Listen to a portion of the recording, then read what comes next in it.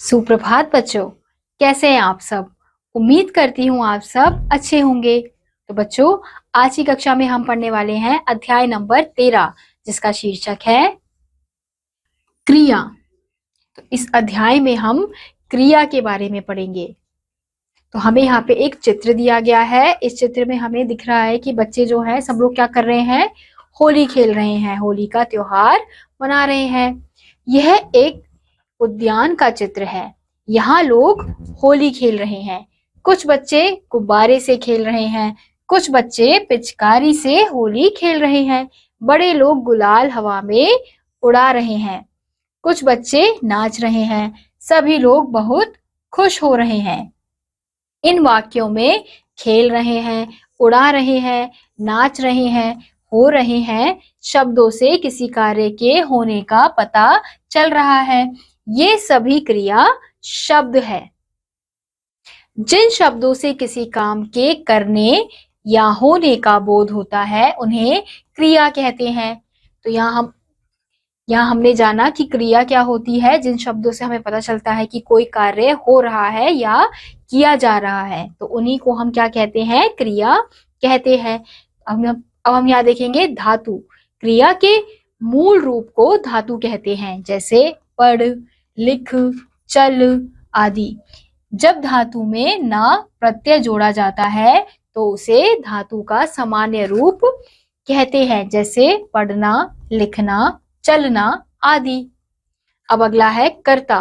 कार्य को करने वाला कर्ता कहलाता है, जैसे राम घोड़ा चला रहा है। यहाँ घोड़ा चलाने का कार्य राम द्वारा किया जा रहा है, अतः राम करता है। यानी कि वाक्य में जो कोई कार्य कर रहा होता है, जिसके द्वारा कोई कार्य किया जा रहा होता है, तो वो उस वाक्य का कर्ता होता है। अब हम यहाँ देखेंगे क्रिया के भेद। क्रिया के दो भेद होते हैं। पहला है सकर्मक क्रिया।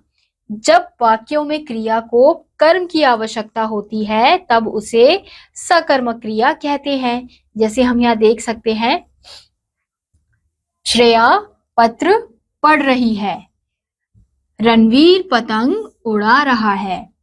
तो यहाँ पढ़ रही है तथा उड़ा रहा है क्रिया का सीधा प्रभाव पत्र तथा पतंग पर पड़ रहा है। यहाँ सकर्मक क्रिया है। अब सकर्मक क्रिया में क्या लगाकर प्रश्न करने पर जो उत्तर मिलता है वह कर्म होता है। जैसे माँ स्वेटर बुन रही है, तो प्रश्न क्या होगा, माँ क्या बुन रही है, तो उत्तर क्या आएगा, स्वेटर। अब अगला है हमारा अकर्मक क्रिया। जब क्रिया का फल कर्ता पर पड़ता है तब उसे अकर्मक क्रिया कहते हैं। जैसे तान्या हंस रही है, बच्चे दौड़ रहे हैं। तो इन वाक्यों में हंस रही है तथा दौड़ रहे हैं क्रिया का सीधा फल तान्या तथा बच्चों पर पड़ रहा है। इन वाक्यों में कर्म नहीं है, परंतु ये पूर्ण वाक्य है। अकर्मक क्रिया में क्रिया के साथ क्या प्रश्नवाचक शब्द लगाकर प्रश्न करने पर कोई उत्तर नहीं मिलता। जैसे सोनू हंस रहा है। अब इसमें अगर हम प्रश्न पूछे सोनू क्या हंस रहा है, तो उत्तर हमें कोई उत्तर प्राप्त नहीं होगा। यह भी जाने द्विकर्मक क्रिया। जब सकर्मक क्रिया में दो कर्म होते हैं तो उसे द्विकर्मक क्रिया कहते हैं। जैसे ऋषभ स्नेहा को गणित पढ़ाता है, तो यहाँ स्नेहा तथा गणित दोनों ही कर्म है, अतः यहाँ पढ़ाता है द्विकर्मक क्रिया है। तो इसी के साथ बच्चों आज का ये अध्याय यहीं समाप्त होता है। उम्मीद करती हूँ आपको यह अध्याय समझ आया होगा। मैं आपसे मिलूंगी अगली कक्षा में, तब तक के लिए नमस्कार।